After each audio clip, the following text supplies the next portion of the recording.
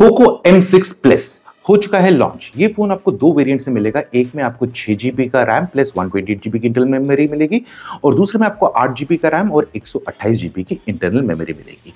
क्या है इस फोन में खास, क्या है इसके फीचर्स?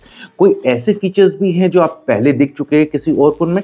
सबके बारे में आज बात करेंगे हम अपने इस initial impression review Poco M6 plus के में। मैं हूं संदीप और आप देख रहे हैं द मोबाइल।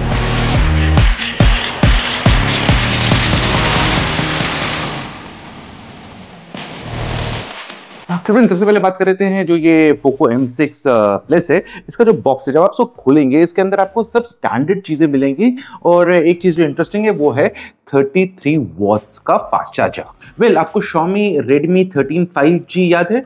उसकी स्पेक्स याद है? अरे नहीं है तो चिंता मत करिए, हम आपको बता देते हैं। उसमें आपको मिलता है Snapdragon 4 Gen 2A processor, RAM मिलता है 6 GB plus 8 GB, internal memory मिलती है 128 GB FS 2.2, hybrid SIM slot मिलता है, उसके अलावा 5G सपोर्ट करता है वो। डिस्प्ले के मामले में मिलता है 6.79 इंच का फुल HD प्लस डिस्प्ले, जिसका मैक्सिमम रिफ्रेश रेट जो सपोर्ट करता है वो है 120 हर्ट्ज। बैटरी मिलती है 5030 मिली एम्पियर की और उसके अंदर भी आपको मिलता था 33 वॉट्स का फास्ट चार्जिंग। कैमरा के मामले में रेयर में आपको मिलता है 108 मेगापिक्सल का कैमरा प्लस 2 मेगापिक्सल का मैक्रो लेंस और फ्रंट में आपको मिलता है 13 मेगापिक्सल का कैमरा। एंड्रॉइड 14 पे बेस्ड था, हाइपर OS UI था उसमें और 2 मेजर एंड्रॉइड अपडेट्स मिलेंगे और 4 साल के सिक्योरिटी पैचेस। सो फ्रेंड्स, आप ये सोचोगे मैंने आपको ये सब क्यों बताया? अब इसी फोन के बगल में अगर हम इस फोन को रख देंगे पोको M6 प्लस, स्पेक्स हूबहू सेम है।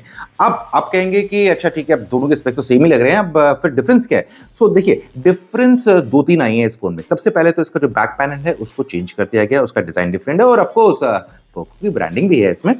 इसके अलावा जो अनदर डिफरेंस इसमें आई है कि ये पहला M सीरीज का फोन है जो पोको की M सीरीज है जिसमें आपको हाइपर OS मिल रहा है।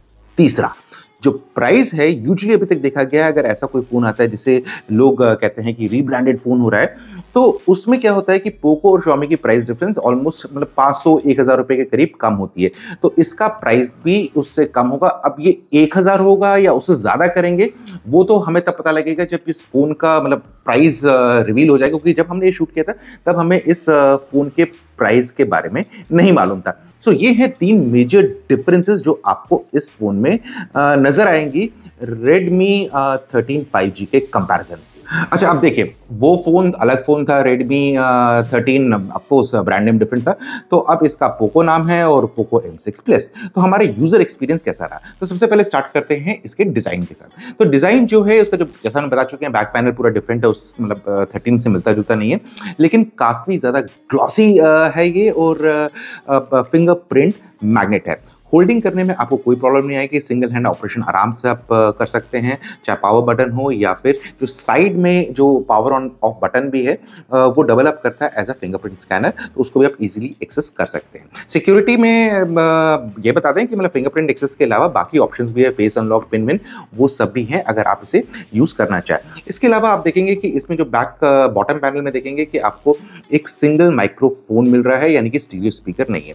तो और टॉप पे देखेंगे तो टॉप पे आपको IR ब्लास्टर मिलता है, जो Xiaomi का एक USB रहा है, इससे आप इस फोन को as a remote control use कर सकते हैं बाकी डिवाइसेस को कंट्रोल करने में।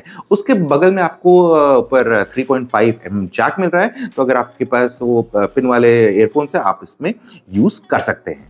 और अगर फ्रंट की बात करें, जो बेजल्स हैं थोड़े अनइवन है, लेकिन इतना ज्यादा कुछ इंटरफेरेंस नहीं होगा आपके व्यूइंग एंगल में। उसके अलावा इसमें आपको हाइब्रिड सिम स्लॉट मिलता है, यानी कि 2 सिम और एक माइक्रो SD कार्ड लगा सकते हैं। ओवरऑल लुक एंड फील में मेजर एज सच कोई डिफरेंस नजर नहीं आ रहा है जो फोन हम मार्केट में ऑलरेडी देख रहे हैं Xiaomi की तरफ से या बाकियों की तरफ से भी एग्जैक्टली वाव फैक्टर कुछ नजर नहीं आ रहा है। लेकिन एक चीज बता दें कि इस फोन में आपको बैक में भी ग्लास मिलता है और फ्रंट में भी ग्लास मिलता है। वो जो बैक में ग्लास है उसका कोई रेटिंग नहीं है, किसका है उसके बारे में कोई इंफॉर्मेशन नहीं है, लेकिन जो फ्रंट में ग्लास है डिस्प्ले के साइड पे वो है गोरिल्ला ग्लास 3। अब बात कर लेते हैं इसकी डिस्प्ले की। जैसे आपको बता चुके हैं कि इसकी भी सेम ब्राइटनेस है जो आपको Xiaomi 13 5G में मिली थी, Redmi 13 5G में मिली थी, तो इसमें 550 निट्स की ब्राइटनेस है। लेकिन जो हमारा एक्सपीरियंस रहा है वो ये रहा है कि इंडोर लाइटिंग कंडीशंस में आपको कोई प्रॉब्लम नहीं आएगी। आप आराम से स्क्रीन को पढ़ सकते हैं, कुछ मूवीज देख रहे हैं, कुछ भी कर रहे हैं, आपको कोई प्रॉब्लम नहीं आएगी। लेकिन वहीं अगर आउटडोर की बात करें तो काफ़ी रिफ्लेक्टिव है, थोड़ा फ़ोन आड़ा तिरछा करना पड़ेगा ताकि वो जो रिफ्लेक्शंस हैं वो आपका व्यूइंग एक्सपीरियंस को खराब ना करे। और डिस्प्ले जब आप यूज कर ही रहे हैं तो जैसे हम बता चुके हैं कि मूवीज देख सकते हैं, तो यानी मूवीज का हो गया मल्टीमीडिया एक्सपीरियंस। तो मल्टीमीडिया एक्सपीरियंस में ये कहूंगा कि डिस्प्ले हमें कोई प्रॉब्लम नहीं आई, इस प्राइस रेंज में काफी अच्छा है। लेकिन ऑडियो हमें थोड़ा सा इसका डाउन साइड में लगा कि वो थोड़ा और बेटर हो सकता था। और खासकर जब हम पकड़ रहे हैं तो मोस्ट ऑफ द टाइम जो हमारा फिंगर है वो क्रॉस कर देता है, तो आवाज थोड़ी सी मफल हो जाती है। तो यानी कि आपको अपनी फिंगर प्लेसमेंट का भी ध्यान रखना पड़ेगा या थंब की प्लेसमेंट का, अगर आप इसे बिना ईयरफोन्स के सुन रहे हैं, इसमें कोई मूवीज या गाने सुन रहे हैं, तो उस चीज का ध्यान रखिएगा। Audio decent, multimedia experience indoor conditions में वेरी गुड। फ्रेंड्स, अब बात कर लेते हैं इस फोन के यूजर एक्सपीरियंस की। ये जो फोन है बेस्ड है HyperOS पे, जैसे हमने को बताया, और ये पहला पोको का M सीरीज का फोन है जो इसके साथ आ रहा है और जो एंड्रॉइड 14 पे बेस्ड है। ये जो अगर आप देखेंगे, खोलते इसके ऐप ड्रॉअर में जाएंगे तो ऐसा लगेगा कि सुपरमार्केट है ऐप्स का। लेकिन थैंकफुली आप उधर बहुत सारे ऐप्स को डिलीट कर सकते हैं। जैसे कि आप देख रहे हैं कि हमने भी इसमें 2-4 मिनट लगा के हमने बहुत सारे ऐप्स को डिलीट कर दिया जो हमारे काम के नहीं थे। नेक्स्ट, इस वाले फोन में आपको ग्लांस मिलता है, लेकिन थैंकफुली आप चाहें, अगर आपको ग्लांस जो स्क्रीन लॉक होता है जिसपे आपको नोटिफिकेशन आती रहती है, आप चाहें तो उसे स्विच ऑफ कर सकते हैं। और इसके अलावा बहुत सारे लोग कहते हैं कि भैया पूछते हैं बजट फोन में कि इसमें कॉल रिकॉर्डिंग है कि नहीं है। वेल, इसमें कॉल रिकॉर्डिंग है, आप चाहे तो उसे यूज कर सकते हैं और बाय डिफॉल्ट ऑन भी रख सकते हैं। अच्छा, एक और इंटरेस्टिंग चीज आपको बताते हैं, ये जो UI है इसमें बड़े इंटरेस्टिंग तरीके से एप्स की प्लेसमेंट की गई है। इसमें क्या किया गया है कि सीधे सीधे सबके सब एप्स एक साथ नहीं डाल दिए गए, बल्कि उसके अलावा ऊपर कैटेगरीज देके रखी हुई है, जैसे कि कम्युनिकेशन हो गया, एंटरटेनमेंट हो गया, फोटोग्राफी हो गया, टूल्स हो गया, लाइफस्टाइल हो गया।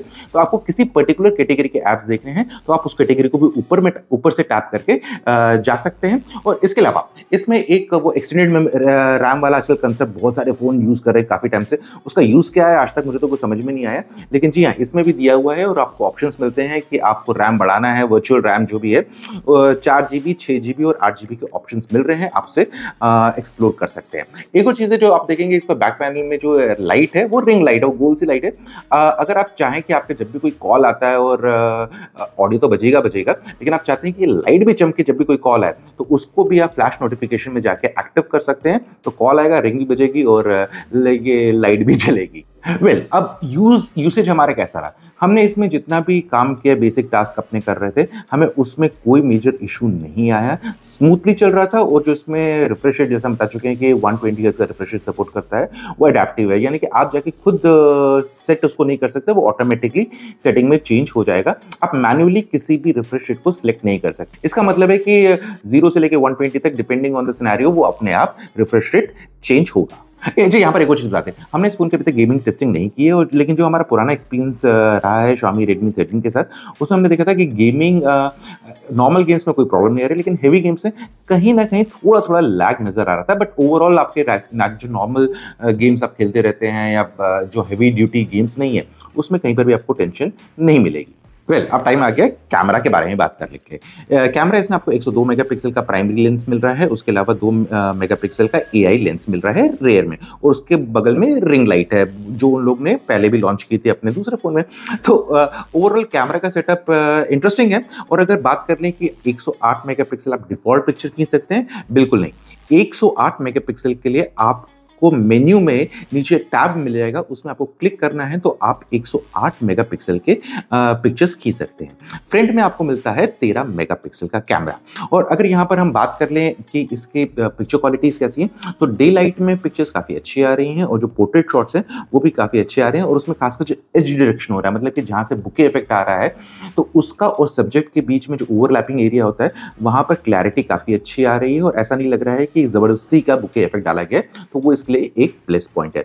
लो लाइट में थोड़ा सा स्ट्रगल करता है, बट अदरवाइज कैमरा में आजकल ये हो चुका है, जितने भी कैमरा आ रहे हैं, चाहे बजट में आ रहे हैं, मिड बजट रेंज में आ रहे हैं, सबके सब कैमरा डे लाइट में काफी अच्छे हैं। आप पिक्चर खींचिए और सोशल मीडिया पे डालिए।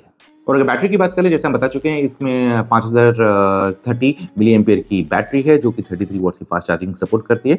ये आराम से 1 से 1.5 दिन का आपको बैकअप दे देगी बिना किसी टेंशन के। अब यहाँ पर अगर आपके दिमाग में सवाल आ रहा है कि जो M6 पहले था उसके कंपैरिजन में इसमें क्या-क्या मेजर चेंजेस हुए हैं, तो वो बता दें कि M6 के कंपैरिजन में सबसे पहले तो प्रोसेसर डेफिनिटली चेंज हुआ है, कैमरा चेंज हुआ है क्योंकि रियर में पिछले वाले कैमरा में जो M6 था उसमें 60 मेगापिक्सल का कैमरा था, इसमें 102 का है।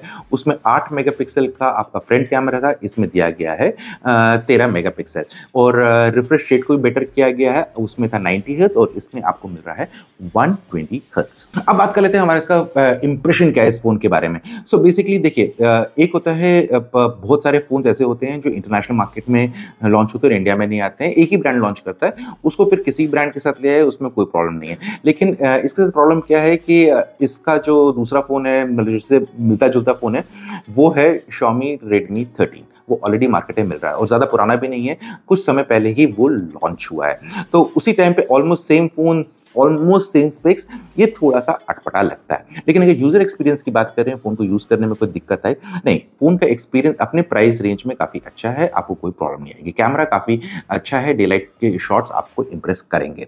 आप बताइए कि आपको ये फ़ोन कैसा लग रहा है? क्या आप इस फ़ोन को कंसिडर करेंगे या फिर Xiaomi Redmi 13 5G को? प्राइस डिफरेंस डेफिनेटली है या फिर आप इस फोन को अवॉइड करेंगे? कमेंट सेक्शन में जरूर बताइएगा कि लेंगे या ना लेंगे। जल्दी मिलते हैं एक और नए वीडियो में, तब तक के लिए आप अपना ख्याल रखिएगा।